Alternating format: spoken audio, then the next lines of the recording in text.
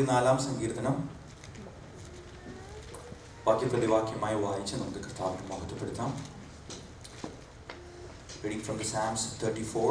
Let us read responsibly.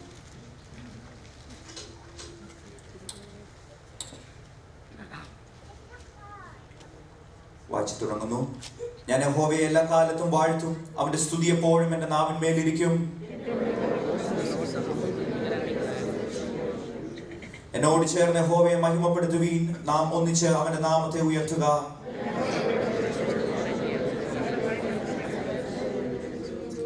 അവലേക്ക് നോക്കിയവർ പ്രകാശിതരായി, അവരുടെ മുഖം ലജ്ജിച്ചു പോയതുമില്ല.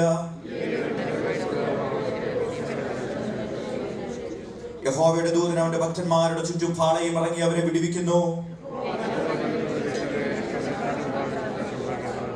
യഹോവയുടെ വിശുദ്ധന്മാരെ, അവനെ ഭയപ്പെടുവീൻ, അവന്റെ ഭക്തന്മാർക്കൊന്നിനും മുട്ടില്ലല്ലോ.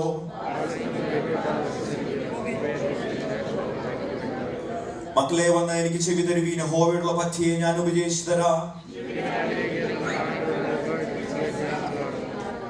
ദോഷം ചെയ്യാതെ നിന്റെ നാവിനെയും വ്യാജം പറയാതെ നിന്റെ അധരത്തെയും കാത്തുകൊള്ളുക.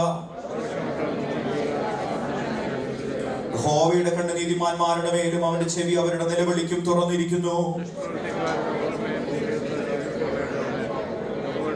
നീതിമാന്മാർ നിലവിളിച്ചു, യഹോവ കേട്ടു, സകല കഷ്ടങ്ങളിൽ നിന്നും അവരെ വിടുവിച്ചു.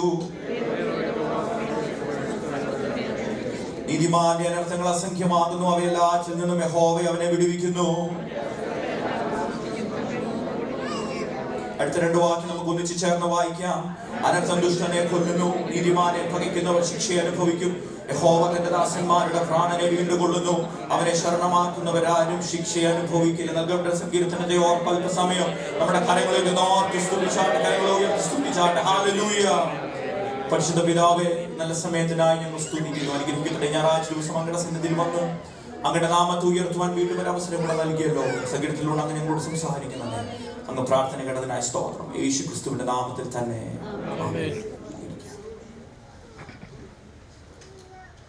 അനുഗ്രഹിക്കപ്പെട്ട ഞായറാഴ്ച പകലിൽ ദൈവസന്നിധിയിൽ വന്ന് കർത്താവിനെ ഉയർത്തുവാൻ വീണ്ടും ഒരു അവസരം കൂടെ കർത്താവ് നൽകിയത് ഓർത്ത് കർത്താവിനെ ഞാൻ മഹത്വപ്പെടുത്തുന്നു. നാം പൊതുവെ സാധാരണയായി വായിക്കുന്ന, പലവട്ടം പല ആവർത്തി വായിക്കുകയും ധ്യാനിക്കുകയും ചെയ്തിട്ടുള്ള ഒരു സങ്കീർത്തനമാണ് 34 സങ്കീർത്തനം. അതിന്റെ പശ്ചാത്തലത്തിലേക്ക് ഞാൻ കടക്കുന്നില്ല. നമുക്കിന്ന് CA മീറ്റിംഗ് ഒക്കെ ഉണ്ടല്ലോ. നൽകപ്പെട്ട സമയത്തിനകത്ത് തന്നെ ഞാൻ ചെറിയൊരു ചിന്ത നിങ്ങളുമായി പങ്കുവച്ച് ഇരിക്കുവാൻ ആഗ്രഹിക്കുന്നു. വായിച്ച സങ്കീർത്തനത്തിന്റെ 19 വാക്യം, നീതിമാന്റെ അനർത്ഥങ്ങൾ അസംഖ്യമാകുന്നു, അവ എല്ലാറ്റിൽ നിന്നും യഹോവ അവനെ വിടുവിക്കുന്നു. എന്നോടൊന്ന് ചേർന്ന് പറഞ്ഞേ, നീതിമാന്റെ അനർത്ഥങ്ങൾ അസംഖ്യമാകുന്നു, അവ എല്ലാറ്റിൽ നിന്നും യഹോവ അവനെ വിടുവിക്കുന്നു. നമ്മ വാക്യം നോക്കുമ്പം അതിന്റെ ആദ്യത്തെ ഒരു വരി എല്ലാവർക്കും സന്തോഷം തരുന്ന ഒരു വരിയല്ല. വാക്യം പറഞ്ഞു, നീതിമാന്റെ അനർത്ഥങ്ങൾ അസംഖ്യമാകുന്നു എന്നാ പറയുന്നത്. അവ എല്ലാറ്റിൽ നിന്നും യഹോവ അവനെ വിടുവിക്കും. അത് കേൾക്കുമ്പോൾ ഒരു സന്തോഷമുണ്ട്. എൻ്റെ ജീവിതത്തിലെ അനർത്ഥങ്ങൾ, പ്രതികൂലങ്ങൾ, പ്രതിസന്ധികൾ വന്നാലും എല്ലാറ്റിൽ നിന്നും വിടുവിക്കുന്ന ഒരു യഹോവ എൻ്റെ പക്ഷത്തുണ്ടെന്ന്. ഹല്ലേലൂയ. നീതിമാൻ എന്ന് പറയുമ്പോൾ നമുക്കറിയാം, ദൈവത്തോട് നീതി പുലർത്തുന്നവരാണ് നീതിമാൻ. ദൈവ ഇഷ്ടങ്ങൾ ചെയ്യുന്നവർ. ദൈവത്തിന്റെ ഒരു കാറ്റഗറിയിൽ നോക്കുമ്പം നീതിമാൻ എന്ന് പറയുമ്പം he should be a perfect one, right? എല്ലാത്തിലും നീതി പുലർത്തുന്നവർ, ദൈവ ഇഷ്ടങ്ങൾ ചെയ്യുന്നവർ, ദൈവത്തോട് അടുത്തിരിക്കുന്നവർ. സങ്കീർത്തനം 1:1 പറഞ്ഞ പോലെ ദുഷ്ടന്മാരുടെ ആലോചന പ്രകാരം നടക്കാതെയും പാപികളുടെ വഴിയിൽ നിൽക്കാതെയും പരിഹാസികളിൽ ഇരിക്കാതെ ചെയ്യുന്ന ഒരു വ്യക്തിയായിരിക്കണം നീതിമാൻ. അങ്ങനെയുള്ളവർക്ക് ജീവിതത്തിൽ അനർത്ഥങ്ങൾ വരുന്നത് ഒക്കെയാണോ?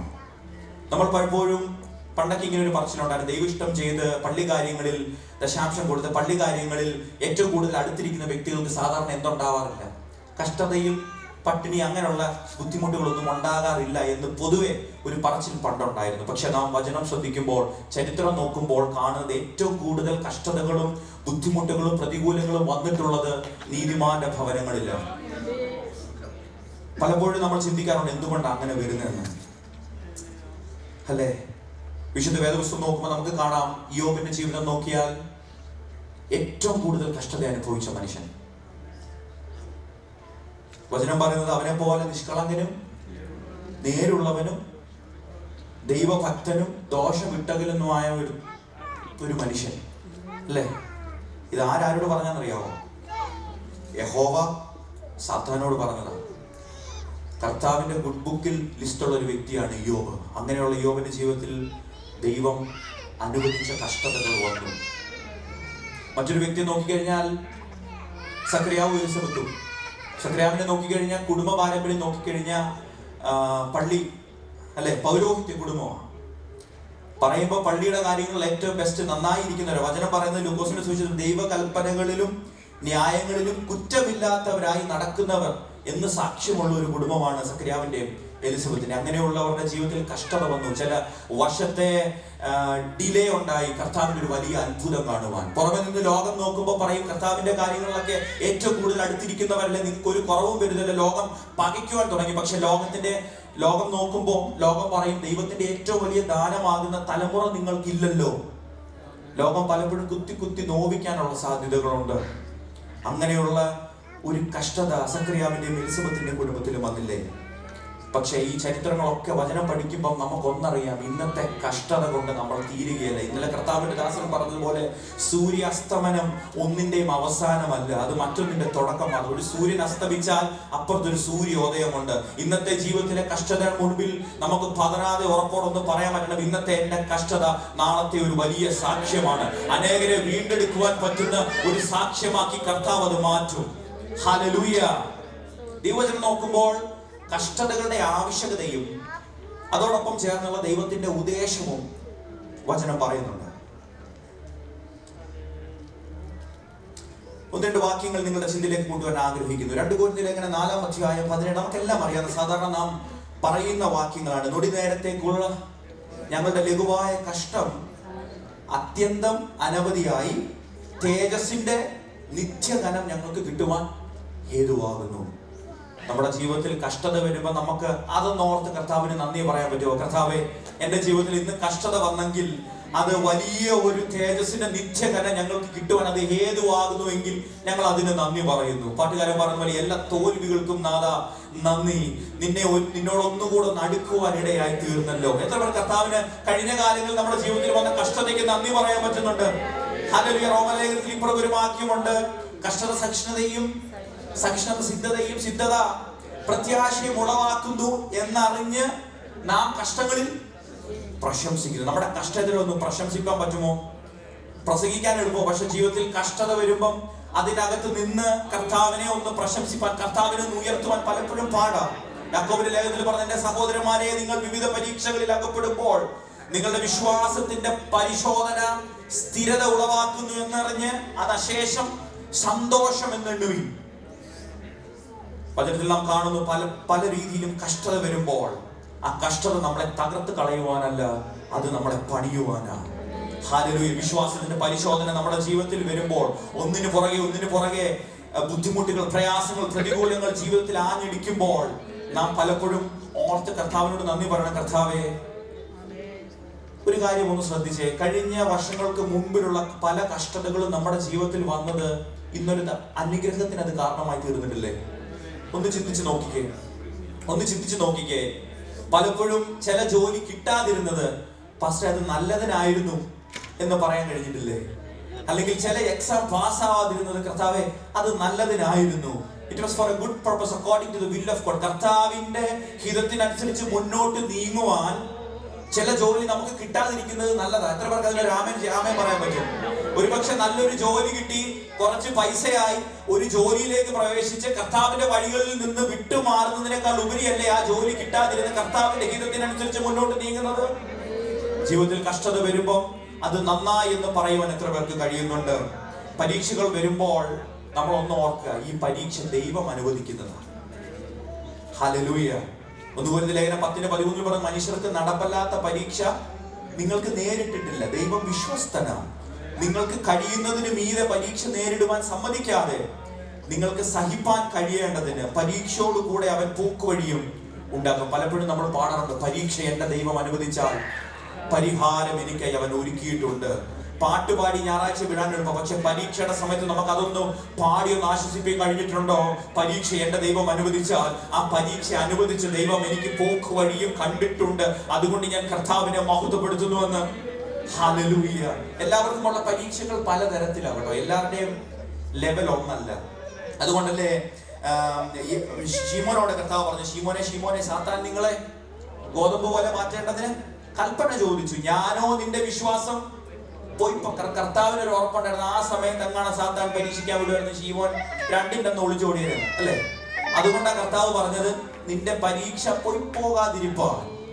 ഓരോരുത്തരുടെ വിശ്വാസത്തിന്റെ ലെവൽ അനുസരിച്ചാണ് നമ്മുടെ ജീവിതത്തിലെ കഷ്ടതകളും പ്രതികൂലങ്ങളും വരുന്നത് കേട്ടോ. ഇയ്യോബിന്റെ ജീവിതം നോക്കി, ഇയ്യോബിനെ കുറിച്ച് ദൈവത്തിന് ഒരു ഉറപ്പുണ്ടായിരുന്നു, ഏത് പ്രതിസന്ധിയുടെ മുമ്പിലും അവൻ പിടിച്ചു നിൽക്കുന്നുണ്ട്. അതുകൊണ്ടല്ലേ ഇയ്യോബ് സാത്താന് പെർമിഷൻ കൊടുത്തത്. പലപ്പോഴും നാം ഓർക്കുക, നമ്മുടെ ജീവിതത്തിലെ കഷ്ടത വരുന്നത് ദൈവം പെർമിഷൻ കൊടുത്തിട്ടാണ്. അതുകൊണ്ട് നമ്മൾ ഒരിക്കലും തളർന്നു പോകരുത്. Hallelujah, hallelujah, hallelujah. ഇയ്യോബിന്റെ പുസ്തകം 1-ാം അധ്യായം 12-ാം വാക്യത്തിൽ ദൈവം തന്നെയാണ് ഇയ്യോബിനുള്ളതൊക്കെയും സാത്താന് കൊടുക്കുന്നത്. ഇതാ അവനുള്ളതൊക്കെയും നിന്റെ കയ്യിലിരിക്കുന്നു, എന്നാൽ അവന്റെ മേൽ മാത്രം കയ്യേറ്റം ചെയ്യരുത്. അവിടെ ഒരു ലിമിറ്റേഷൻ, ഒരു ബൗണ്ടറി കൂടെ സെറ്റ് ചെയ്തിട്ട് പിശാചിന്റെ കയ്യിലേക്ക് ഇയ്യോബിനുള്ളതൊക്കെയും കൊടുക്കുന്നത്. അവനുള്ളതൊക്കെ നീ എടുത്തോ, പക്ഷെ അവനെ മാത്രം, എൻ്റെ ഭക്തനും നിഷ്കളങ്കനും നേരുള്ളവനുമായ ഇയ്യോബിനെ മാത്രം നീ കയ്യേറ്റം ചെയ്യരുത്. ആദ്യത്തെ പരീക്ഷയിൽ ഇയ്യോബ് പാസ്സായി. അവൻ പറഞ്ഞു, യഹോവ തന്നു, യഹോവ എടുത്തു, യഹോവയുടെ നാമം വാഴ്ത്തപ്പെടുമാറാകട്ടെ. അവിടെ കൊണ്ട് പരീക്ഷ തീരുമായിരുന്നോ? അല്ല, സാത്താൻ അന്നേരം അടുത്ത തന്ത്രവുമായിട്ട് വന്നു അല്ലേ. അവനുള്ളതൊക്കെ അല്ല എടുത്തത്, ഇനി ഞാൻ അവനെ ഒന്ന് തൊട്ട് നോക്കട്ടെ, അവൻ നിന്നെ ത്യജിച്ച് പറയും എന്ന് പറഞ്ഞു. രണ്ടാമതും ദൈവം പെർമിഷൻ കൊടുത്തു, ഇതാ അവനെ നിന്റെ കയ്യിൽ ഏൽപ്പിക്കുന്നു, അവന്റെ പ്രാണനെ മാത്രം തൊടരുത്. ജീവിതത്തിൽ ഒന്നിനു പുറകെ പ്രതിസന്ധികൾ വരുമ്പോൾ പലപ്പോഴും നമ്മൾ ചിന്തിക്കും, കർത്താവ്, പല ക്വസ്റ്റ്യൻസും നമ്മൾ ചോദിക്കും, കർത്താവ് എന്തുകൊണ്ട് എൻ്റെ ജീവിതത്തിൽ വന്നത്?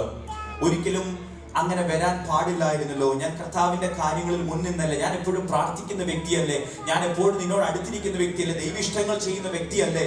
അതുപോലെ തന്നെ ഇയ്യോബിനും ചില സംശയങ്ങളും ചോദ്യങ്ങളും ഒക്കെ ഉണ്ടായി. പക്ഷെ ഇയ്യോബിനൊരു ഉറപ്പുണ്ടായിരുന്നു, 23:10, എന്നാൽ ഞാൻ നടക്കുന്ന വഴി അവൻ അറിയുന്നു. എൻ്റെ കഷ്ടത എത്രയായാലും, ഞാൻ നടക്കുന്ന പാതകൾ എത്ര പ്രതികൂലമായാലും, എൻ്റെ വഴി നന്നായി അറിയുന്ന ഒരു ദൈവമാണ് എൻ്റെ കഷ്ടത വരുത്തത്. എന്നെ ശോധന കഴിച്ചാൽ ഞാനൊരു പൊന്നുപോലെ പുറത്തു വരുന്ന അവനൊരു ഉറപ്പുള്ളത് കൊണ്ടാണ് എൻ്റെ ജീവിതത്തിൽ കഷ്ടത വരുത്തിയത്. ഇയ്യോബിനെ പോലെ നമുക്ക് പറയാൻ പറ്റുമോ? നമ്മുടെ ജീവിതത്തിൽ കഷ്ടത വരുമ്പോൾ കർത്താവ് എന്നെ തകർത്ത് കളയുവാനല്ല, കർത്താവ് എന്നെ ശോധന ചെയ്ത് ഒരു നല്ലൊരു പൊന്നാക്കി രൂപാന്തരപ്പെടുത്തുവാൻ വേണ്ടിയിട്ടാണ്. വചനം പറയുന്നതുപോലെ, കൂരിരുൾ താഴ്വരയിൽ കൂടി നടന്നാലും ഞാനൊരു അനർത്ഥവും ഭയപ്പെടുകയില്ല, നീ എന്നോട് കൂടി ഇരിക്കുന്ന. 42:43 നീ വെള്ളത്തിൽ കൂടി കടക്കുമ്പോൾ ഞാൻ നിന്നോട് കൂടെ ഇരിക്കും, നീ നദികളിൽ കൂടി കടക്കുമ്പോൾ അവ നിന്റെ മീതെ കവിയുകയില്ല, നീ തീയിൽ കൂടി നടന്നാൽ വെന്തു പോകുകയുമില്ല, അഗ്നിജ്വാല നിന്നെ ദഹിപ്പിക്കുകയുമില്ല എന്ന് പറഞ്ഞ ദൈവം.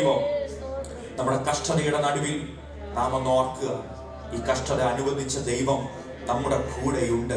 നമ്മൾ ഏതറ്റം വരെ അവന്റെ ആ വിശ്വാസത്തിന്റെ പരിശോധനയിൽ പിടിച്ചു നിൽക്കുന്നു എന്ന് അറിയുവാനുള്ള ഒരു ചെറിയൊരു ടെസ്റ്റ് മാത്രമാണ്. വചനം പറയുന്നത്, അവൻ എന്നോട് പറ്റിയിരിക്കിയാൽ ഞാൻ അവനെ വിടുവിക്കും. പലപ്പോഴും നമ്മുടെ പ്രതികൂലങ്ങളിൽ നാം പറഞ്ഞ് ആശ്വസിക്കുന്ന ചില വാക്കുകളല്ലേ, നാം വാക്യ സങ്കീർത്തനത്തിലേക്ക് വരുമ്പോൾ നമ്മുടെ അനർത്ഥങ്ങൾ അസംഖ്യമാകുന്നുവെങ്കിലും അവയെല്ലാത്തിൽ നിന്നും യഹോവ അവനെ വിടുവിക്കുന്നു. വാക്യം 17, നീതിമാന്മാർ നിലവിളിച്ചു. നീതിമാന്റെ ജീവിതത്തിൽ നിലവിളികളുണ്ട് കേട്ടോ, പക്ഷേ എങ്കിലും നമ്മുടെ ഉറപ്പ്, യഹോവ അത് കേൾക്കുന്ന ദൈവമാണ്, സകല കഷ്ടങ്ങളിൽ നിന്നും അവരെ വിടുവിക്കുന്ന ദൈവമാണ്. വാക്യം 15, യഹോവയുടെ കണ്ണ് നീതിമാന്മാരുടെ മേലുണ്ട്, അവന്റെ ചെവി അവരുടെ നിലവിളിക്ക് തുറന്നിരിക്കുന്നു. ഈ വചനങ്ങളാൽ കർത്താവ് നമ്മളെ അനുഗ്രഹിക്കട്ടെ. നമ്മുടെ കഷ്ടതയുടെ മുൻപിൽ നമ്മൾ തളർന്നു പോകാതെ, നമ്മുടെ പ്രതികൂലത്തിന്റെ മുൻപിൽ നാം തകർന്നു പോകാതെ, നമ്മളെ വിളിച്ച ദൈവം വിശ്വസ്തനാണെന്ന്, അവനോട് പറ്റിയിരിക്കുന്നവരെ അവൻ വിടുവിക്കുന്ന ദൈവമാണെന്ന് അറിഞ്ഞുകൊണ്ട് ക്രിസ്ത്യൻ ജീവിതം മുന്നോട്ട് നയിക്കുവാനിടയായി തീരട്ടെ. God bless.